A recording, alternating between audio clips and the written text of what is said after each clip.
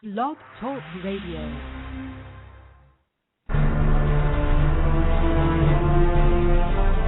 There is a mystery lurking the forested areas of the world. Many have seen something, but what is it? Are they seeing known animals? They claim they walk upright, like a human. There are so many eyewitnesses. Can they all be wrong? Is someone just playing a trick on people? Or is it possible a large bipedal being could exist in the forests of the world? You have a decision to make. Do you believe it exists? These are the topics we discuss on Sasquatch Watch Radio.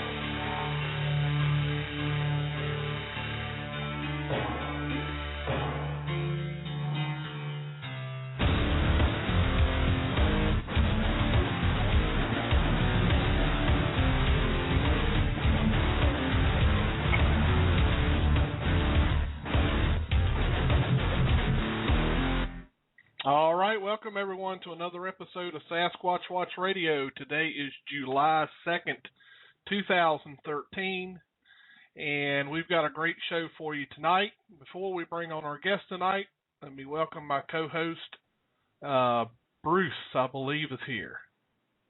Hey, Billy, what's up? Hey, what's going on, Bruce? Hey, same old, same old. I can't believe it's July 2nd already. You know, July, yep. Traditionally, I regard July 4th as the midway through the summer, so I can't believe the summer is actually halfway over. Oh, I know. It's seems to fly by. You know, when the weather, warms up in the spring, it's like it just flies by. When it's cold, it's like slow. But I'm pretty excited to welcome our guest on tonight. Yeah, I think when I first put up the advertisement, I was getting a lot of comments coming in, people that wanted to listen into this show tonight. So, without further ado, I'd like to welcome everyone. Welcome Kathy Strain to the show. Good evening, Kathy. Yeah, it's evening there. Hey, Kathy. Yeah, it is. It's 6 o'clock in California. It's evening. So thanks for coming on the show. We really appreciate you coming on, and looking forward actually to talking to you about your recent trips that you've been having. Oh, that sounds like lots of fun to me. So my understanding, though, is you did pick up something on this trip that you didn't wish to pick up. Yes, I got a bad case of poison ivy. Well, it's not bad. It's just more annoying than anything. So, I mean, it hasn't been too painful, but it's just, won't necessarily go away either. So, and I didn't even know, it's very similar to poison oak that we have here in California, and I don't get poison oak, so I'm surprised that I would get poison ivy. Yeah, there is a little bit of a difference there. I know that, I don't get poison ivy either. Or you said you don't get poison oak. Now, yeah, I've never really messed around with too much poison oak. Poison ivy, I can pretty much lay in it. I don't have a problem. So, but everybody's different. Yeah. Kind of like Bruce. Yeah. Kind of like Bruce. Bruce is different. Yeah, Billy, I'll remind you about laying into the poison ivy next time we come upon it. So, Kathy, how long were you away on your trip? I was gone for 3 weeks. Wow. Yeah. 3 weeks. 22 days. Was this a spa, Kathy? Did you go to a spa? I wish.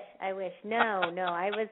I was in Area X. That is an area that the North American Wood Ape Conservancy does lots of research in. And I was there last year as well, but I only went for a week last year with my husband Bob. And this year, to get more field notes and do more research, he went for 3 weeks without me, and then I went for 3 weeks without him.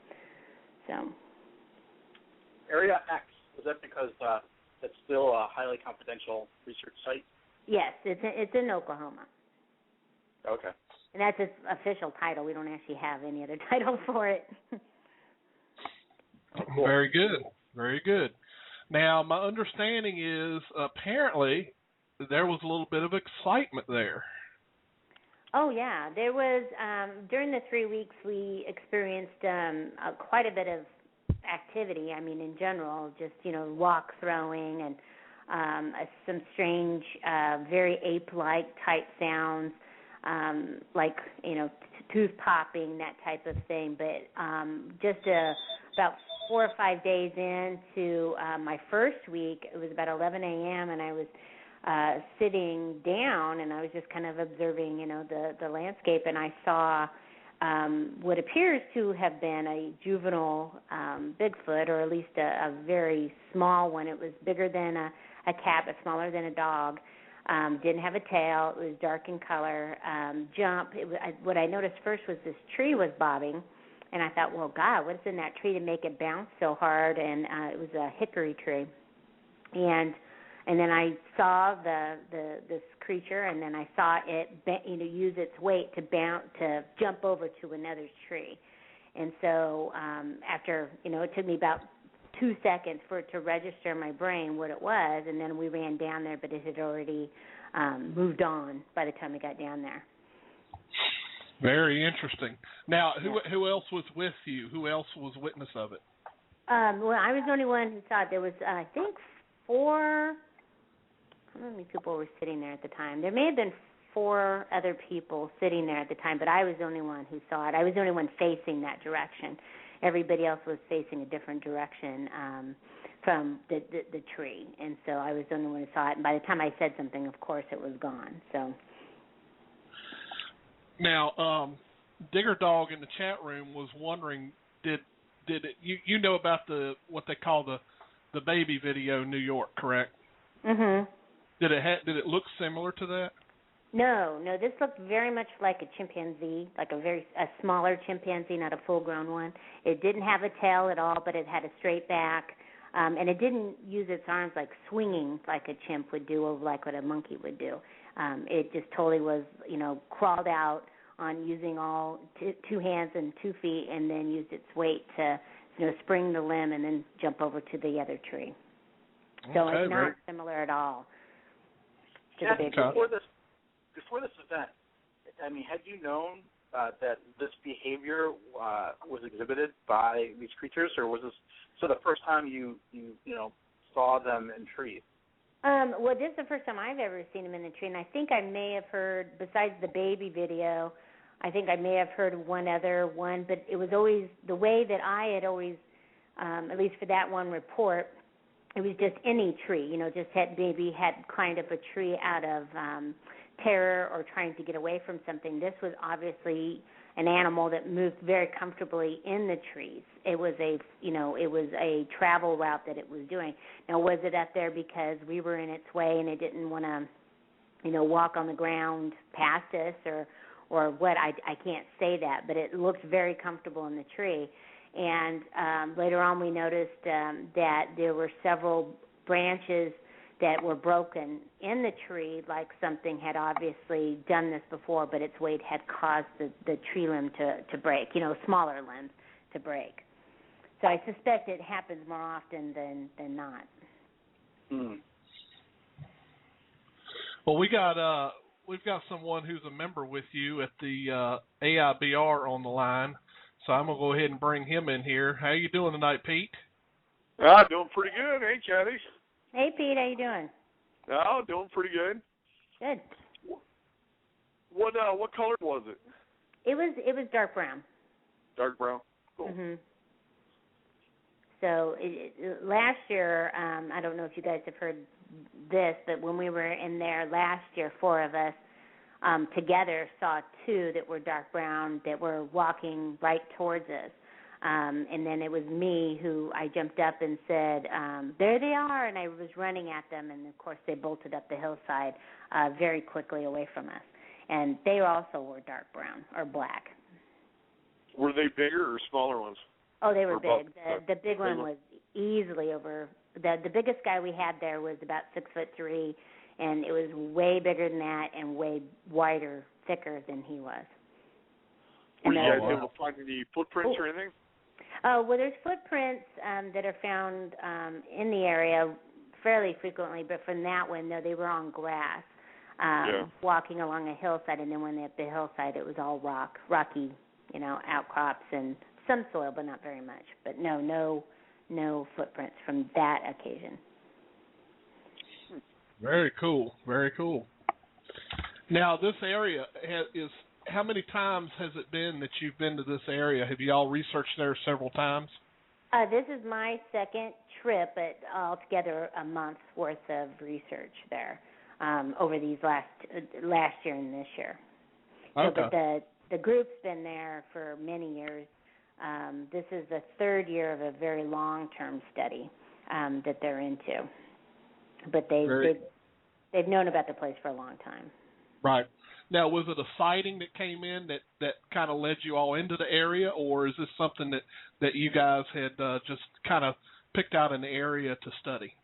I think it's mainly the first is both. It was an interesting area that Alton Higgins had thought about for some time, and after doing some research, found that it did have some sightings in the general area for many years prior to that, and so it's private property, and so working with the landowner was important, and that family also has a history of having sightings in there, and come to find out, one of the family members, I think many years ago, they used to keep a log, and I can't remember exactly everything now, but they had mentioned the rock throws and having sightings and different events like that for many years prior to them getting in there.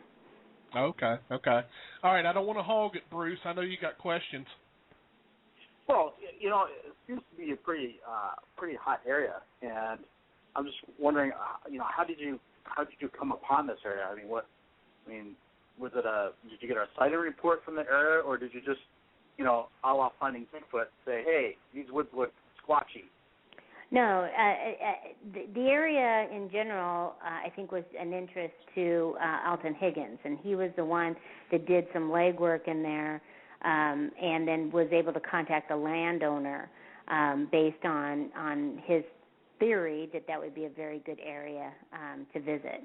And so, like I just said, the family then revealed, that they had their own experiences in there that kind of confirmed it. But for the first, few years, all they were doing was setting up camera traps all over the place to try to get a photo.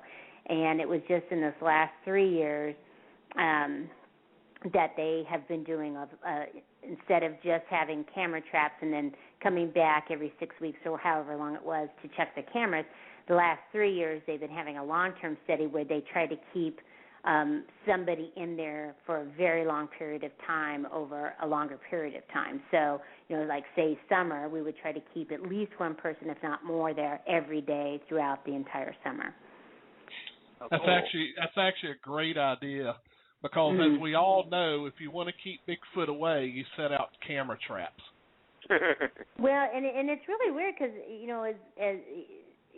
we do have them out there still in different places, of course, because we want to try to get pictures, and you really don't pick up the amount of wildlife that's in there, and so I don't know if it's the cameras that are motion active action cameras really don't work for what you think that they are good for.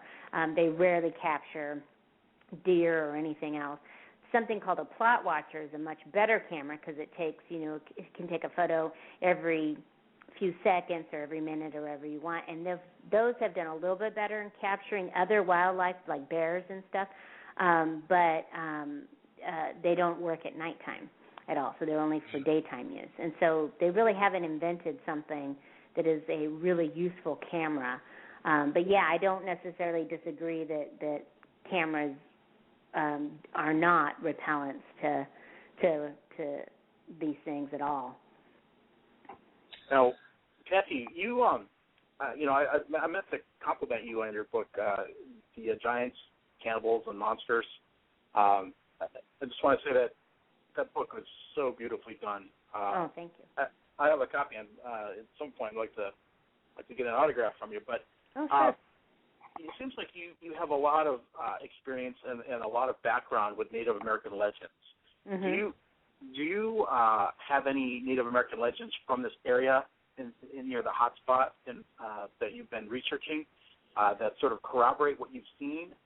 Well, they definitely have stories in there. You have a lot of tribes, and unfortunately, I don't have a copy of my book in front of me because I gave it away to somebody, and so I don't even have a copy.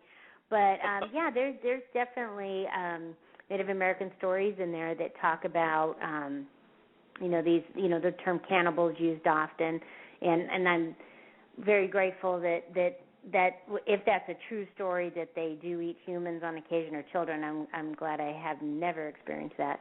Of course, I wouldn't be on the show now because anyway. But I can't even think of the names of the tribes in that particular area now. Just I think maybe Shawnee or maybe Choctaw, Cherokee. Oh, trying to think of all the casinos I saw when I was down there. But yeah, they all have stories. There's very few that I can think of off the top of my head that are Native American related that involve any kind of infant Bigfoot or a small one. I'm not aware of any of those that I can think of.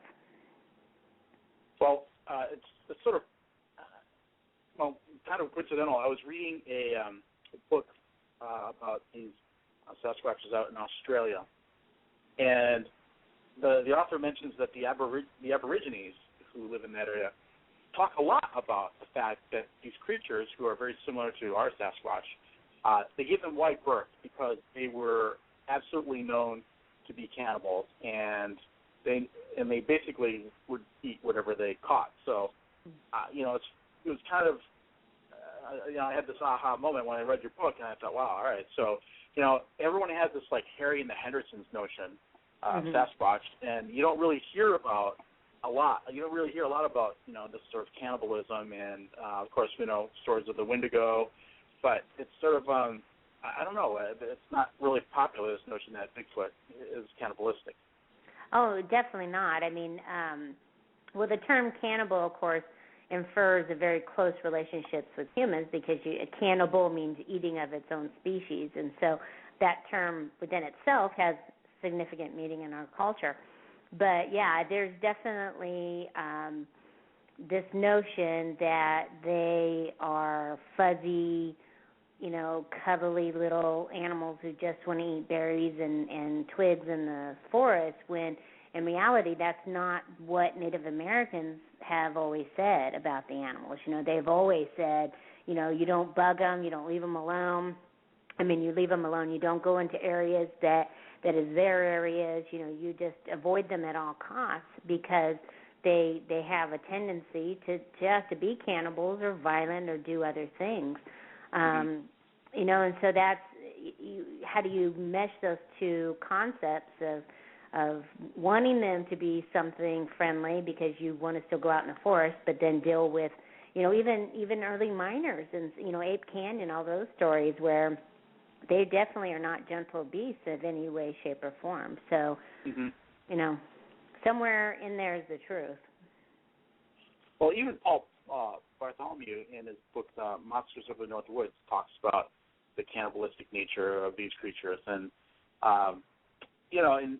there's another camp that says, well, if they were violent, we'd have many more instances of, attacks on humans being reported. And, I'm not sure there would be. I mean, how would you know?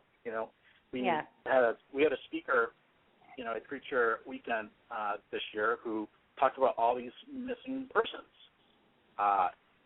that show up at national parks, and it's if you read any of those like missing 411 books, it's pretty scary, but you just don't know. Yeah. Well, and based on what I saw last year with their speed, it definitely gave me an aha moment of that if they chose to, decide to take me, for whatever reason, there's probably not a whole lot I could do about it because they're a lot faster and bigger and stronger than I am. And, I can see that maybe taking on a full-size man might not be something that they would do, but somebody who's not very tall like I am might very well be, or children, as the stories tell you that they mostly commonly stole children, and that's who their victims were. That might not be any different than, how they view deer or any other animal species in the wild as just plain as a food source. One of the stories in your book, Kathy, you talk about there's a Native American tradition of like these creatures have wicker baskets and it's like grab kids and throw them in the wicker basket. Am I remembering that correctly? Yeah, that's the most common character in Bigfoot stories is usually a female Bigfoot. It can be male though, that has a basket on its back, and it gets children and puts them in the basket and takes them back to where they live and then roasts them for dinner. Yes, it's the most common. If I got caught by one, I think they'd say, "Oh, look, this one's got a lot of marbling." Yeah.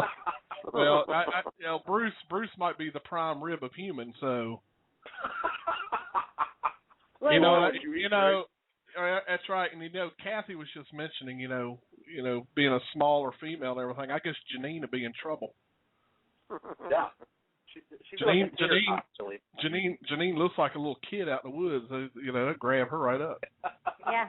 Well, and sometimes you wonder, you hear those stories about people, feeling like they're being watched, and and then they're looking around, and then they find the Bigfoot that's watching them, and you have to wonder if they're just not filling out a shopping list, They're right. Going, not that one. Ooh, that one. Look at that one. Kind of look like, some of us look a little attractive, like a bag of Skittles. Yeah, some of us not so much, and they're like, oh, that one's gonna be chewy. I'm not taking that one. So, Kathy, how did you get involved with Bigfooting? Were you like, a hairdresser, and one day you're like, oh, I have an interest in Bigfoot. I mean, what happened? Well, I was actually much younger than that. I saw Legend of Boggy Creek when I was a young child, and, it had a huge influence on me. It was mind-boggling, and, of course, I believed it 110%, and I still have great affection for that area and for Smoky Crabtree and all the people in that. And so I think I was in either 5th or 6th grade. I can't remember so much anymore, but I asked my teacher, I want to study this Bigfoot thing, and how do I do that, and what do I go into? And she suggested that I go into anthropology, and so that was kind of always what I was going to do. And and I figured it out pretty quickly that after that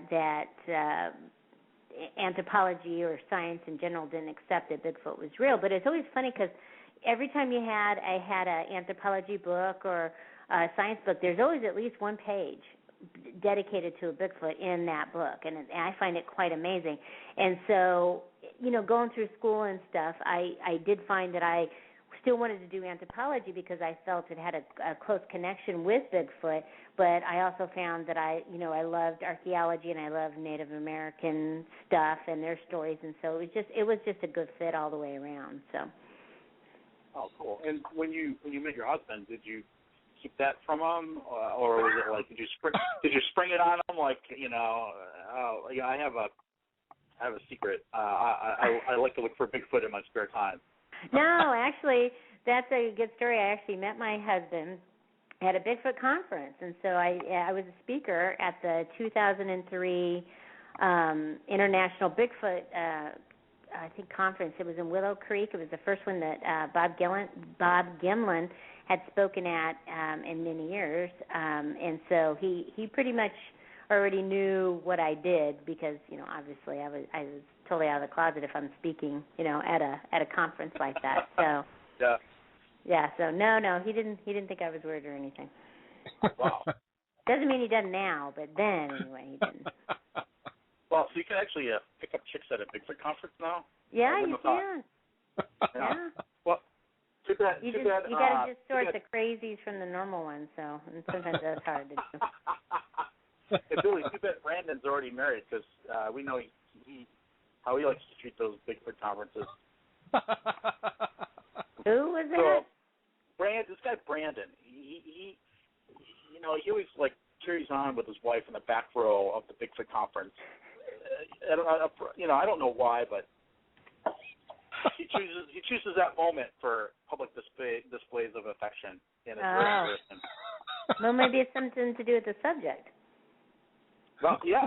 When you talk about Bigfoot, obviously that's very romantic somehow. Yeah. With Brandon. It can be. Us Bigfooters are pretty romantic. I'm getting my husband a gun sight for our anniversary. Oh, man. How more romantic can you get than that? You're a keeper, Cassie. I know.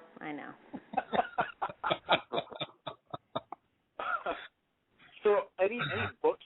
Any more books planned on the horizon there, Kathy? Well, yeah, I'm hoping. Well, I'm at least going to turn the 3 weeks of observations into an article of some sort. I don't know what that was in the background there. But I've probably be. Oh, I've also been doing quite a bit of work on South American South American tribes that are Indian tribes as well that have traditional Bigfoot stories as well, and looking at the commonality between the two, North America and South America, and how similar that their stories are to North American tribes.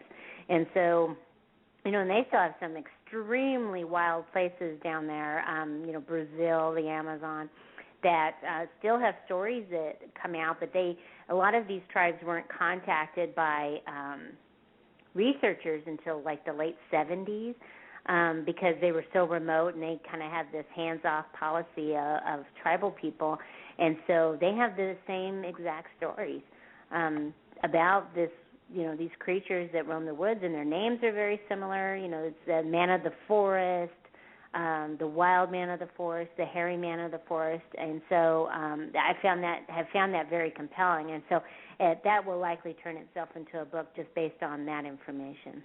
Oh, cool. Yeah. They even have a really awesome dance down there that they use moss to cover themselves to make it look like hair, and then they do this beautiful dance where this man is courting some fair maidens, and then a monster comes in, and the hairy man of the woods or hairy man of the forest, and he tries to steal the women from the man, and the man wins by beating him with a whip or something, and he runs away. So it's a really neat little cultural comparison with what we have here. Oh, I thought you were going to say that the man wins by letting the Sasquatch take the woman. No. I don't think those women would have liked that. They didn't look like they were the type to hang around with wild men. So. That's great. I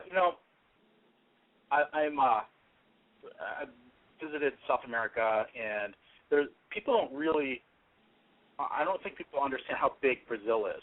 Mm-hmm. If you took the Eastern European countries and you cut them out of a map and put them in a map of Brazil, they would actually fit inside the whole country of Brazil. Mm-hmm. That's just Brazil. That's just how large Brazil is, and there's so many remote places, and so many places where probably European or Westerners have never set foot. Oh yeah. Oh, and what's also interesting, just like in North America, we really don't get. You occasionally get some story that comes out of desert areas where there's not a lot of water or cover or resources, And the same is very true with South America, where you have the drier parts of South America that's, the Andes and stuff, where there just isn't the resources for a large bipedal animal to live. It's consistent. You're not getting those stories out of there. You're getting the stories out of places that are heavily forested, heavily wooded. They have not that much, general population because it's, some of them are in reserves for Native people. And so that's surprisingly consistent. If Bigfoot stories were all lies, everybody's making that up, you'd think, that they would come from random places that, in our minds wouldn't support a Bigfoot. But, obviously if somebody's a liar, they're going to lie about the desert just as easily as they're going to lie about the forest. And so I find those consistencies very compelling. Do you plan on doing a series of books? So you're going to potentially do South America, but then where you can do Asia and Africa and Australia as well? Well, I think Australia's been done pretty well.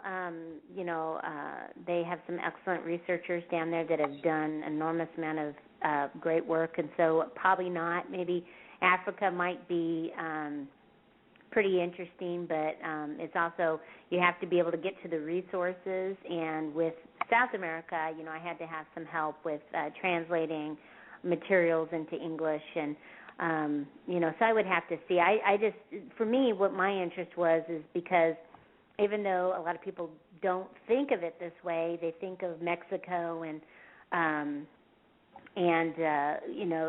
Central America and South America as being populated by Hispanic cultures, and really the native people there are the same people who are from North America. They just migrated when they went across the land bridge and spread across North America. Well, they clearly spread into South America, Mexico, Central America, and South America as well. And then later on, they had European influences, just like the United States has. And so that was my connection, of trying to make people think a little differently of those countries, because, in reality, you probably have a closer bloodline with people who live in Brazil, the tribal people there with Navajo, than, many of us have with our ancestors in Europe. And so that was my initial draw. So I don't necessarily have right now that kind of, how do I link all this together with Africa or other countries, but I might get there someday. England would definitely be, their little history of the hairy mans that are in their artwork. That's very interesting, but I don't know, how, they don't have tribal people in the sense of what we understand tribal to be. They definitely have very old cultures with writing, but I'd have to probably go through a lot of materials to get something that may be compelling. Now, have you done the majority of your research in the Pacific Northwest? Is that where you're based? Well, I do most of my field work in the Pacific Northwest for sure, because obviously I can go 45 minutes from my house and easily be in Bigfoot country and start researching. But most of my work with my daily work with Native people is definitely here locally, because I deal with tribes on a daily basis. But the overall Bigfoot work, I've worked mostly across the United States, in Alaska and in Canada. So, and I love Canadian and Alaskan cultures. Those are, because they're so more artistic in how they portray Bigfoot in their art than a lot of other tribes in North America. And would you give us some advice on, a lot of folks go out on expeditions and, they get very little activity. It could be a combination of many factors, but you seem to have, witnessed or been present where there's been a lot of activity. What would you say is the reason for your success? Just the right area, or are there certain tips that you could give us? Well, and my success has really been in Area X of Oklahoma. I mean, I've seen footprints in, let's see, mostly California, I think. Let me think off the top of my head. I think just California before, and I've had a few other experiences with like wood knocking and hearing howls, Ohio howls and stuff. And a lot of times, at least here in the Pacific Northwest, it's definitely based on season. And here, if the berries aren't out or you're not in the berry location with, lots of fresh berries, in California we have thimbleberries and blackberries and all those. Those are where I find when the activity happens. And so if we don't have any kind of fruiting going on, elderberry is also really important here, then I have rarely ever had any luck at all. And we're talking about the luck I do have is 1% out of 100. In Oklahoma, all my experiences have only been in Area X, and frankly, for that, I think it's just pure luck. I don't know that I'm doing anything. I'm pretty quiet. I don't normally, make too loud of noises, but that seems to work just as well as call blasting there. So, I think it's just being in the right area at the right time with the right resources that they are interested in. That brings you the best chances, and I think water also might be very key to that success, because here in California, where we've had the most success is in a river valley where that's pretty much the only water around, and so if there's a Bigfoot anywhere around, they're going to have to come to this general source in order to get water, and that's where we've had the most success. Of getting howls and hearing wood knocks and getting whistles and an eye shine and that types of stuff. Mm-hmm. That was actually going to be one of my next questions was, do you guys, because we hear a lot of stories about people say, oh no, don't ever call blast. Other people say, yeah, call blast. Do you have a theory on that? Do you think call blasting is good? Do you think it's bad? What's your thoughts on it? I actually think it's good. We used it. I wouldn't overuse it for sure. But we've used it very successfully in California, Lake Tahoe area. The famous Tahoe Scream. We've used it in many places where we've gotten very quick responses. Almost immediately after you call blast, you get something calling back. I think the trick is not abusing it so that the animal figures out that, oh, that's just a recording and you're just trying to trick me, kind of thing. So you have to know your limits. Like I wouldn't do it, 16 times in a row. That would be the mistake. And so what we typically do is call blast once an hour on top of the hour so that if another researcher or somebody else is in the area, they can go, oh, well, that just happened at 9 o'clock and 10 o'clock. Maybe that's not what I think it is. Although we have never run into another researcher ever in the field that was Bigfoot, and we've scared the hell out of a lot of people before, though, that we didn't know was camping maybe a little closer than we thought they were, and in the middle of the night they'd get up and leave their camp because they're scared to death about whatever this thing is that's calling at them. But there you go. That's So call blasting that song Gangnam Style probably is not a good idea. That's what you're saying. Yes, that would probably be bad. Although, we've played with, doing the Sierra sounds and sometimes just music.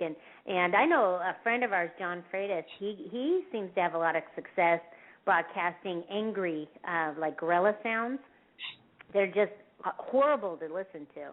And he seems to have really good luck with that. So, but I always think, what are you conveying to that Bigfoot? There's another angry ape here in the area. Why don't you come beat up this ape? So, it's whatever you're comfortable with. Yeah. Pete, did you have a question? Yeah, Kathy, what's been your experience with wood knocks? Well, I actually haven't heard an enormous amount. I've heard a few, and I think they're very unique in the sense of probably my most favorite one was at Skookum Meadows one year when we had wood knocked and got a response, and for about 10 minutes kept getting a response back to what we were doing. And it was very intriguing in the sense that it seemed like it was trying to locate where we were, thought we were maybe another Bigfoot trying to communicate, and it was getting closer to us, and then it just stopped. And so I always wondered, did it see us and realize we're not another Bigfoot, and so it stopped wood knocking or not? I don't know, but I think it's the wood knocking is not and I do believe it's associated with Bigfoot. If the reason why they use it, I don't believe it's for us. The reason why they're using it is to communicate to others in the area about something. And whatever they're communicating about, that I don't know. But it's not meant for us or to intimidate us. It's meant as a communication style. Now, Kathy, wood knocks in general are pretty much accepted by everyone as a form of communication with Sasquatch. I mean, is there anyone actually who's witnessed Bigfoot performing wood knocks? I believe there is. It was a witness, I believe, from, I'd have to think, I think obviously it's a BFRO sighting because, that's pretty much the biggest database there is out there. And I believe there's one or two that actually witnessed, came up behind a Bigfoot, and the Bigfoot was using something to bang against a tree and created a noise that person, told the investigator that it sounded like a bat on wood. And so I think there's not that many, but it wouldn't, it doesn't take an enormous amount of great intelligence for a large animal to figure out that if it wants to communicate but still, relatively not give its location away, that it has to use a different form of communication than just plain yelling and screaming and that type of thing. And it probably matters how close it thinks the other individuals it's trying to talk to is. If it's, only a little ways away, wood knocking doesn't make any sense. So wood knocking, to me, only makes sense if you're trying to communicate a longer distance.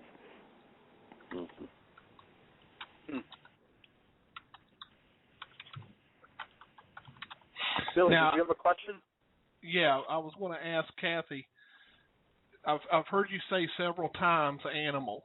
So my question is, some folks say, okay, there's no way this thing is an ape or a gorilla or anything like that. They say it's human, and then you hear the other side of the fence say, oh no, it's definitely ape. It's ape, it's primate, blah blah blah.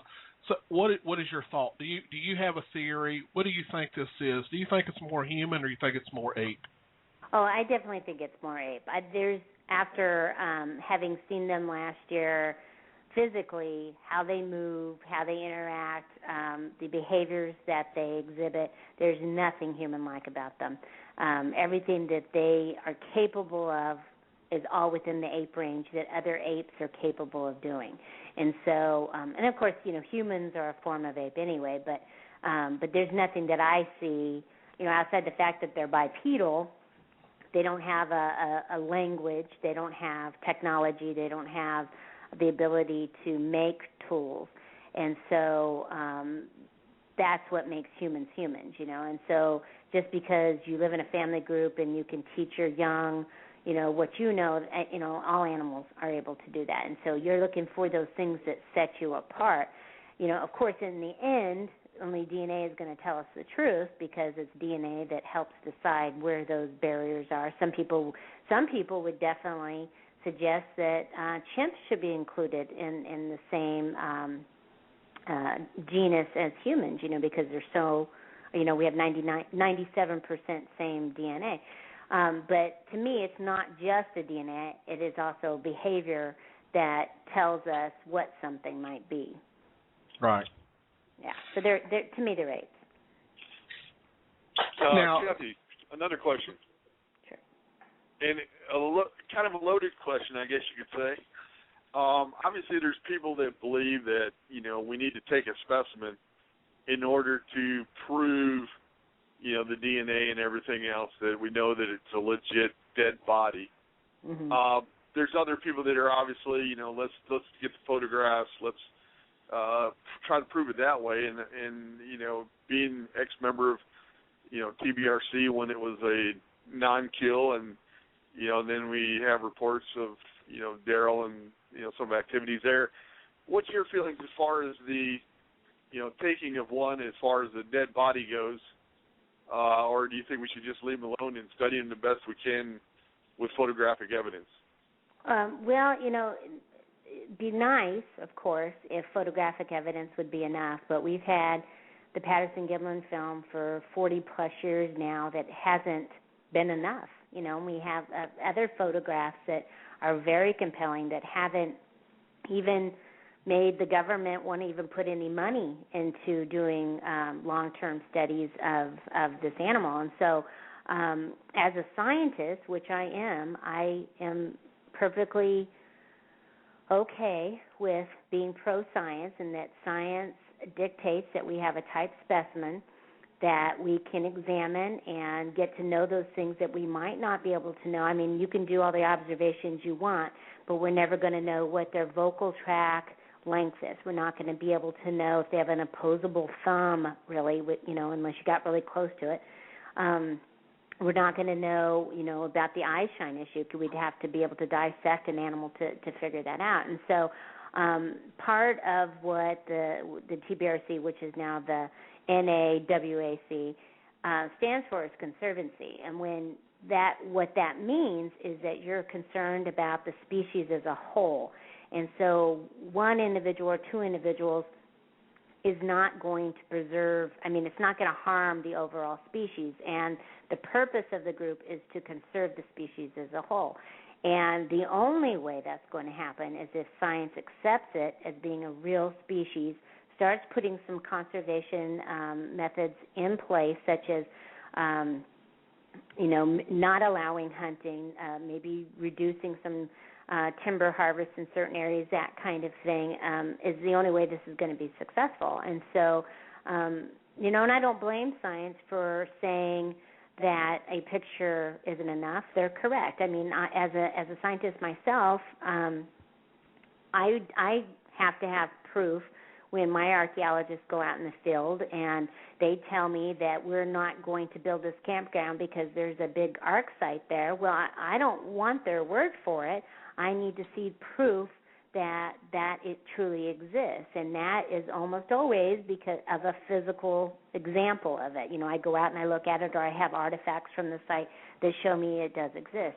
And it's like that way for every species. I had great hope that the Ketchum study was going to provide some of that it would show a species DNA that was unique within itself, and hoped that then that would motivate other people in science to take a closer look, and that's not what we got. And so we keep coming back to square one, that we can keep playing this game that we're hoping we're going to get this evidence or this evidence and this evidence, when we know in the end it's going to have to be a type specimen, because that's what science requires of us. And I'm perfectly okay with it. I don't want 27 specimens. I don't want 10 specimens. I think that's wrong and unethical. But the one specimen that would be the type specimen that everybody would need to study would be acceptable. Do you think that most of the bigger Bigfoot groups, BFR has been around, the AIBR has been around for a little bit, and as well as some of the other smaller groups, but do you think that as a Bigfoot community as a whole is moving forward, or do you think we're kind of shooting ourselves in the foot many times? Well, I think we shoot ourselves in the foot a lot, because we don't seem to be accepting. There's still people who will argue, and I hope nobody here is somebody who thinks that the Ketchum study proved anything, because I still have found a few people who are just still arguing that question when there's nothing to argue about. If her study was legit and had proven what she set out to prove, it would have easily been published in a high-end, Nature or other journal. She didn't do that. She ended up, self-publishing, because that was her option. And I don't think the results show anything at all that there is a wood ape out there. I think it shows the exact opposite. And I think we shoot ourselves in the foot when then you still have people who are defending that and saying, and I'm not saying she's a bad person or anything like that. I just don't think she understands how science works. And so, but there are people who go to extreme lengths to, stand behind her. Well, it's all science's fault that they won't accept it. No, it wasn't science. It was bad science. And other things like that, where there's obviously hoaxers out there. There's still people And I can't even fathom how this even happened, who were standing behind Rick Dyer in this latest stupid shooting Bigfoot thing that he just, probably got money out of people again. And you're just like, for the love of all that's holy, at what point do you use common sense first instead of saying, well, I want Bigfoot to be real so bad I'm willing to believe anything anybody says? And so I think that when we progress past that, I think we will be doing better as a community. Yeah, that's that we're going to continue to have people who believe these stories, and that's it makes me sick to see people defend that guy. Mm-hmm. But I'm not going to go any further with it. It's just because it's just plain ridiculous. If everybody remembers the old, what was it, an old fable or a nursery rhyme about the boy that cried wolf? I mean, please, people. Well, and to some degree, I kind of like, well, you know what? If somebody's that stupid and gullible, then that Rick Dyer deserves them, and maybe they're all family members of him, and they all have, sock puppets that have different usernames, but it's just hard to believe there's that many people that are falling, for the story. But, and that's probably with everything. I mean, I've seen people tell me things, like have gigantic casts of footprints that are, I don't know, just, the Bigfoot would have to be literally bigger than a tree. And you can see their own fingerprints in the cast that they made because they made it themselves. And you have to ask yourself, are you trying to fool yourself because you want it so bad, or are you trying to fool me? And sometimes I don't know the answer to that. We worked with a lady for a very long period of time that I think had a genuine Bigfoot experience at first, and then she started making up stuff. And I didn't know, is that because she liked our company? Is that because she truly believed that was Bigfoot related, or was it always a hoax or what? And so it's difficult sometimes to tell the difference between those. And so I just know that tolerating stuff like that is never going to do us any good. And you're right, they're never going to go away. It's just, what is our tolerance level for it? Right. Well, right. That's a lot like the the people that want to post on Facebook and post on internet websites and stuff where, they're constantly having to circle or red circle around what they think is the face of a Bigfoot in the forest. And, none of those type stuff does any of us really any good. No. I mean, we need to be skeptical on every report that we get. And, you go out there and if you find something, I remember one gentleman that myself and another person went out over in Missouri to look at some stuff. We didn't find a thing while we were there, and I just told him, I said, look, we didn't find nothing. But exactly a year later, his son had a sighting on his place. And the one interesting thing is that there had to be no game cameras in that part of his property where the sighting took place. Mm-hmm. Is that a conclusion we can make? Well, maybe for that property it was. But out in California now, do you have any anything with right-of-ways as far as, high-tension power lines and that sort of thing? Oh, yeah. We have, in my area, we also have this interesting little thing called a ditch system. So our water, because we're, so modern, is delivered to the water plant by ditch. And so it starts up, I think it's a 40 miles worth of it that starts at a high lake and only gets no more than 2% grade because it's a gentle ditch system. And so those are fantastic travel ways. And a lot of sightings that we have here are somewhere near ditches. Plus, there's water and fish in those ditches as well. And we also have this neat system of old railroad grades that are also very gentle walking that provide very clear, easily accessible methods of travel. Okay, guys, if y'all can hold on just a minute, we've got a caller that's been holding on the line. Caller from the 814 area code, you're on the air. Hey, how's it going? Good. Who are we speaking with? Rupert. It's Rupert. Hey. Yeah. How's it going? Good. How you doing? Oh, good. I just wanted to add, I agree 100% with some of this talk about stuff that we're falling for, putting a lot into like these Facebook posts, YouTube posts, stuff like that. It's all real crazy. I also wonder, is a lot of these television shows, I believe, and I wonder if you thought the same thing, Kathy, is just kind of, it's holding us back. It's making us look bad and maybe not even being taken as seriously as we could be. I think it depends on which one it is. I've been hearing a lot of this thing called Mountain Monster, and I haven't seen it, so it don't look too good in the commercials. It looks kind of hokey to me. And I think I think to some degree it's a dual-edged sword, because I think a lot of people are coming out of the closet because of Finding Bigfoot as a series, and I'll fully admit I'm very good friends with Bobo and Cliff. But there's also that other side where people are going, because they don't ever find anything. Even though it's called Finding Bigfoot, there's never anything that happens. And I think while that's actually true in the Bigfoot world, like I said, I find 1% every 99 or 100 times I go out, and most of the time it's piddly. It doesn't look good because they're not presenting any evidence that people can sink their teeth into.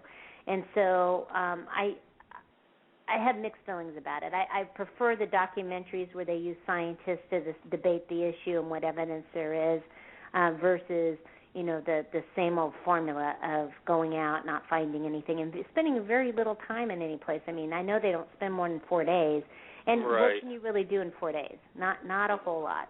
That's a good point. Plus, you got the whole film crew that's with you, too. Oh, yeah, and cameras in your face and people making noise. And, yeah, you can't win that battle. No, and a lot of times they're not portrayed the way that they want to be.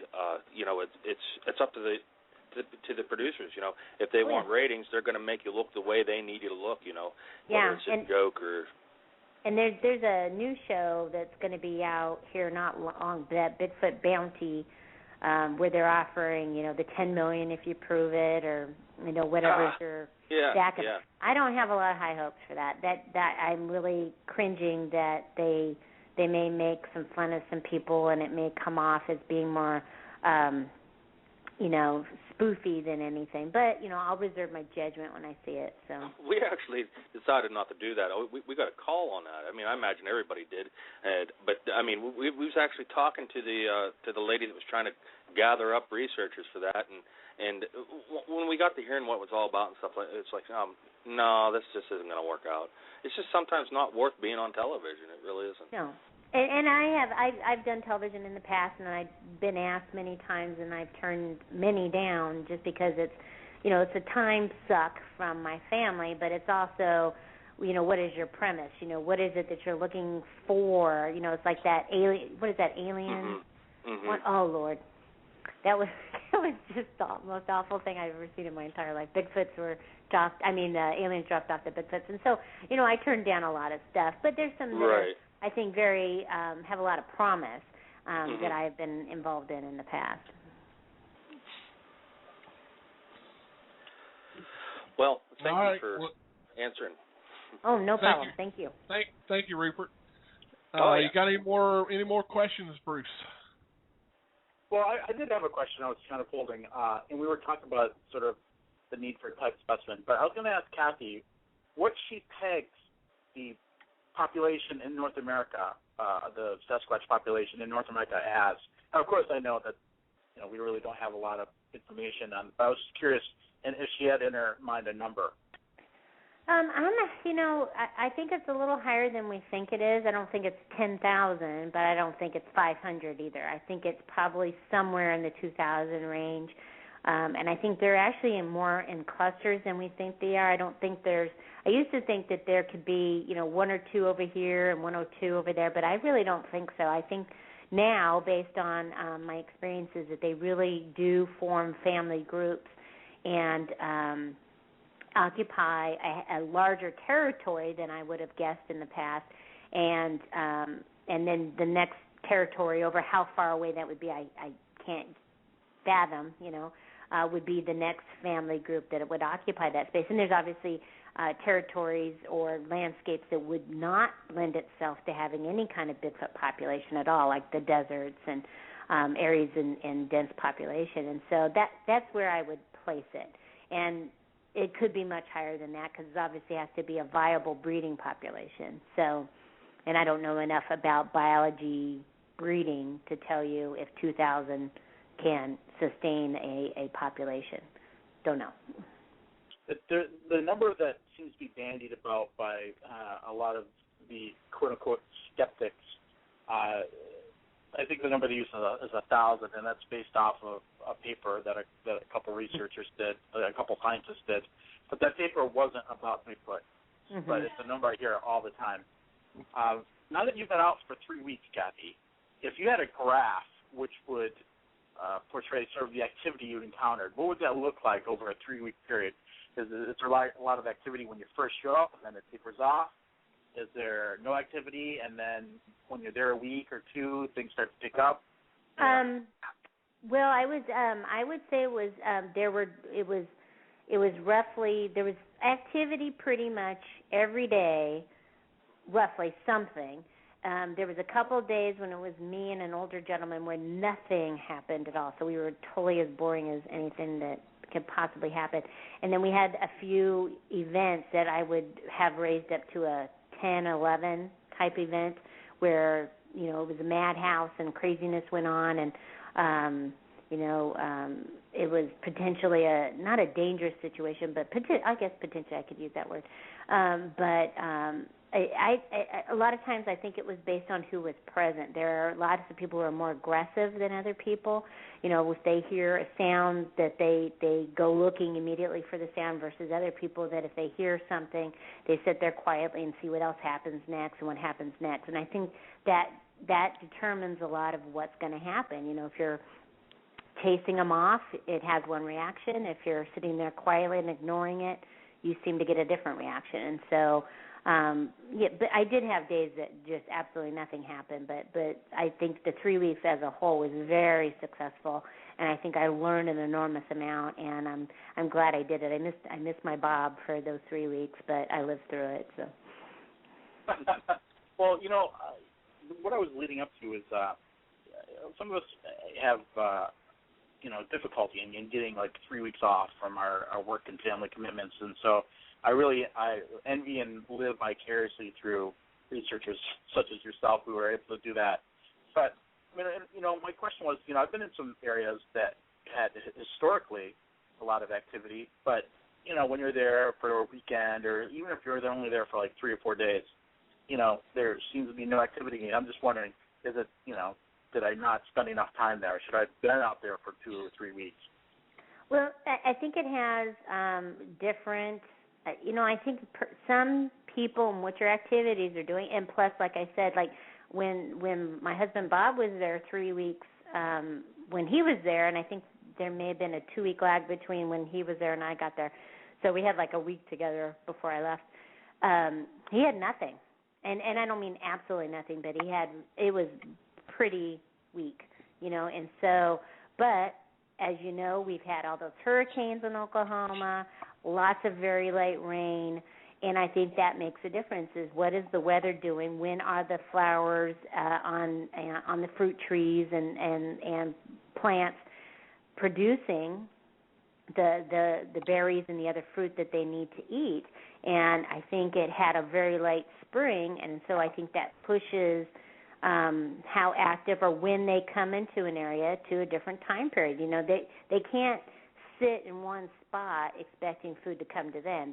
They're obviously going to be eating plant materials, and so they have to go where those plants are and when they are ripe. And the weather plays a big key in it. Right now, we finally got 100-degree temperatures here in California, and I've noticed that because I gather elderberry every year for jellies and wines and stuff that I make, and they're nowhere near being ready to bloom.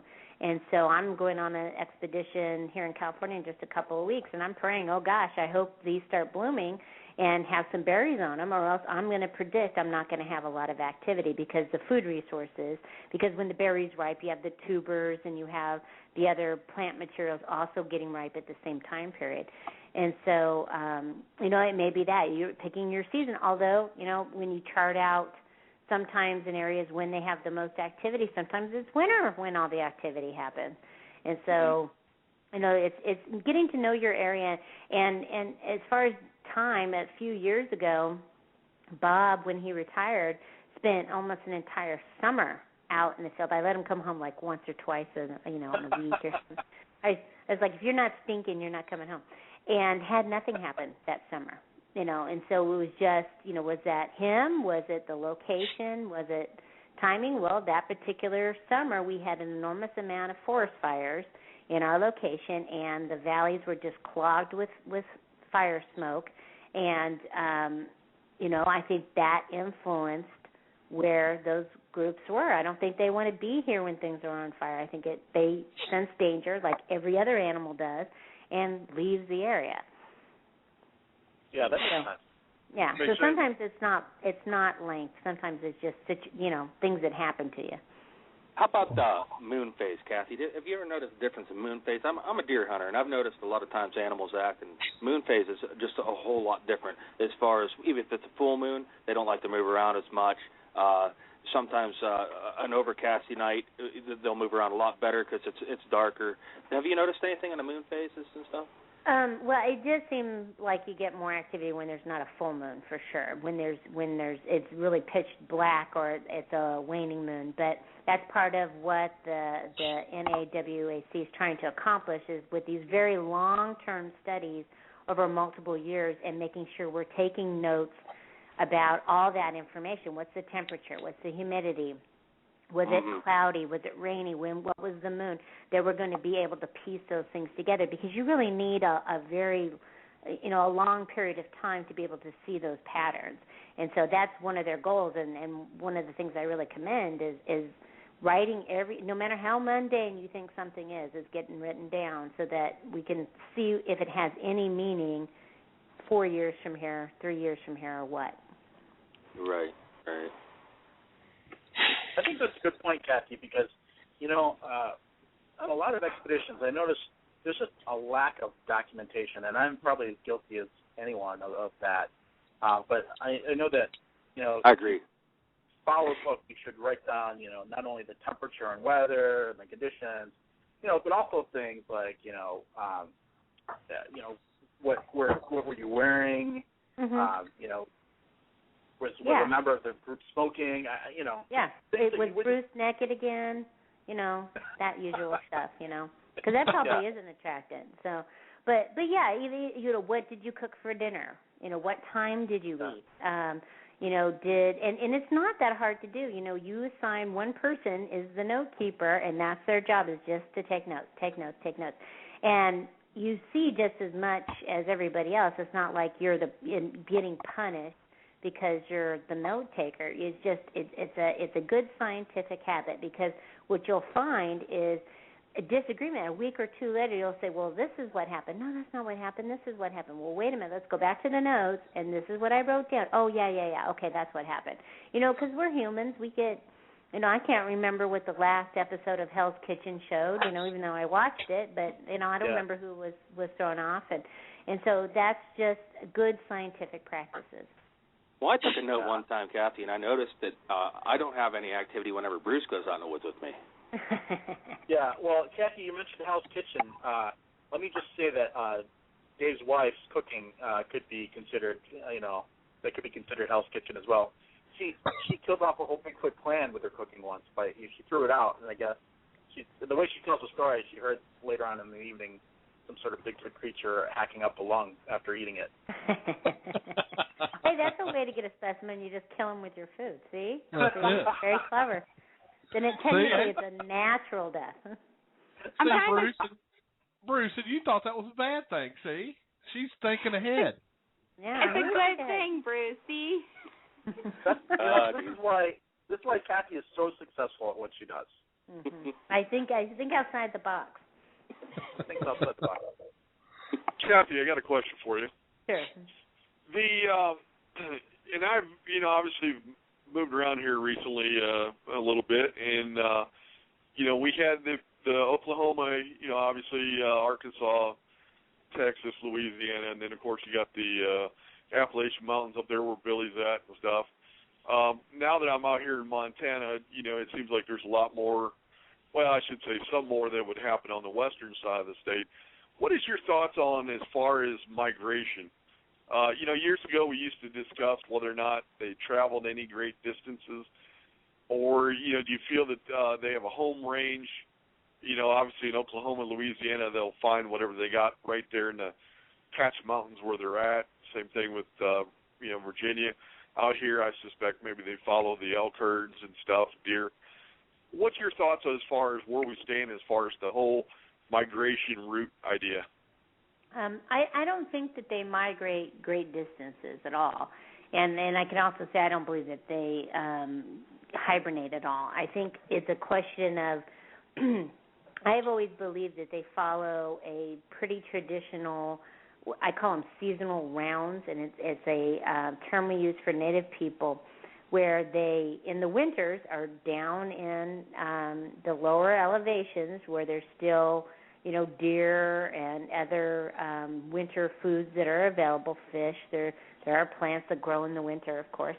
And then as the temperatures get hotter, then they make their way to other elevations or locations where those new plants that they are dependent upon are growing. And I think they just go in a big circle, that's not, 400 miles and not anything like that. It would be at the most probably 20 to 25, depending on the river valley. Now, if they're highly disrupted by construction or something that totally disrupts that ability, or forest fire, they may move a little further out than that, but I don't think it's much bigger than that. And Native people, even though they had, tools and they stored food that was very successful, they still relied a lot on wild things. And so I have people tell me that all the time about, there's nothing up here to eat. And you're just like, well, it's a grocery store. If you know what it is that you're looking for, you can eat pretty much everything that's out here. Acorn has an enormous amount of calories in it. It's very easy to get. Hickory nuts, like I said, berries. There's fish. There's all kinds of little critters all over the place. And, most of those critters don't go away just because it's cold or you may have some snow on the ground. You just have to look a little harder for them. And so that's what I would think. I just can't see them doing, hundreds of miles of movement, and that not be more apparent, than what we're seeing. I don't think it's that large, and I don't think it needs to be that large. Right. Okay. Well, Kathy, do you think that these groups? Do you think that there's more of like a nuclear family? Do you think it's more of an extended family or a clan? When you said that these creatures, are communal. I would guess that it's more of a clan. I would guess that they're very much like a gorilla or a chimp troop in the sense of who stays in the family group and who might, how many dominant males they might have in a group. It's probably not going to be, 15 dominant males with 3 docile females. That's not going to work. And so it's probably a few dominant males. You got the whole range of females with pregnant or young nursing animals, and then you've got the juvenile level and that stuff until they get kicked out based on their testosterone or whatever they have to go find a new family group. And so so I don't think it's I don't think there's 40 of them. I don't think there's 100 of them living together, but there very well may be a small group of 15 or so that live in one area, or maybe a little smaller. It would depend on what those. I don't know how quickly they can have what their pregnancy rate is. Do they have a child every 2 years, every 5 years, and then of course you don't know how long an individual Bigfoot lives. They recently documented, I got a news story sent to me by a friend on the BFF that talked about a chimp that probably was in her 50s when she died. And if a chimp lives to 50, chances are a Bigfoot lives close to that, if maybe not a little longer. And so if you have that big of a lifespan, then, it's possible your group may be a little bigger, or there's not a big need for replacement as you would if the individuals were passing away at a younger age. Wow. Do you think they bury their dead at all?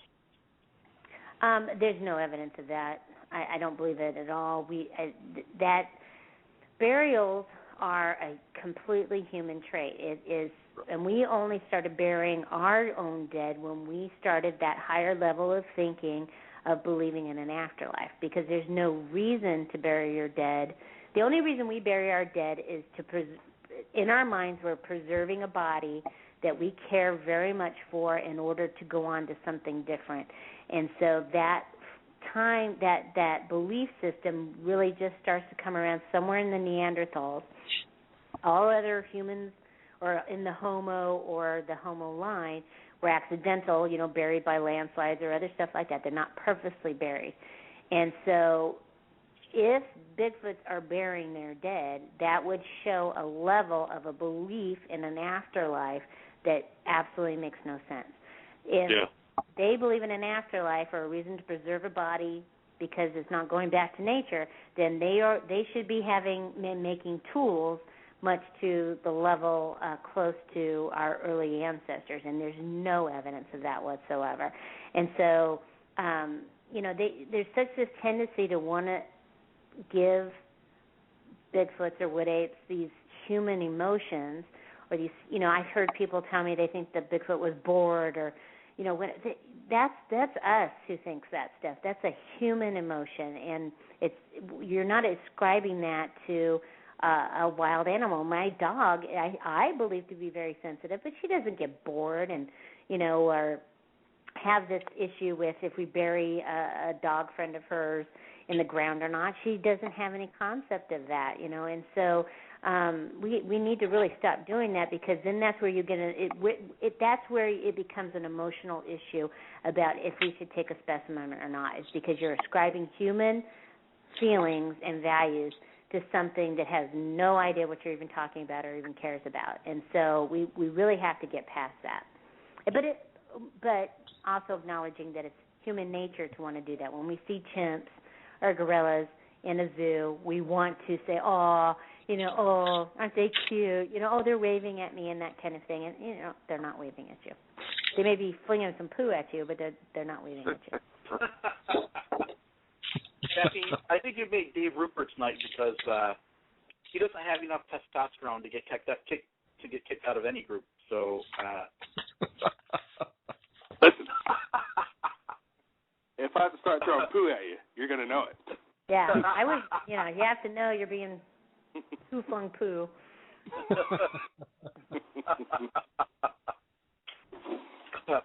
Kicked out of a group, I think.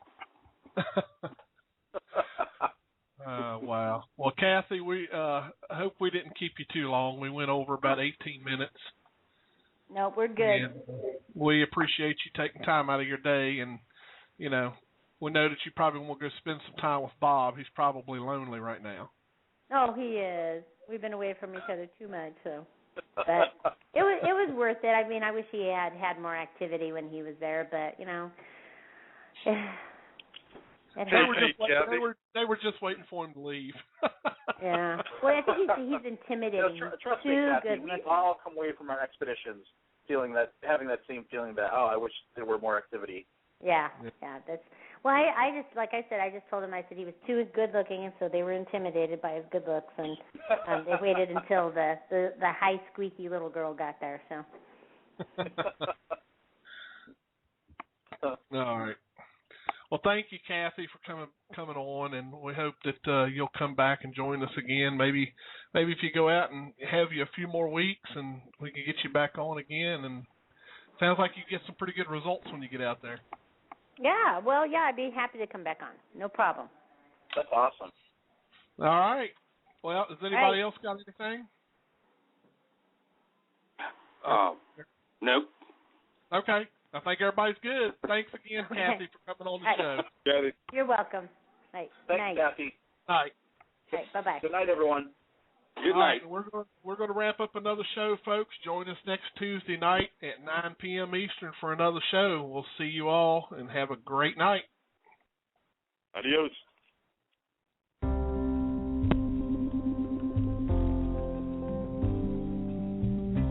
Thank you for joining us on another episode of Sasquatch Watch Radio.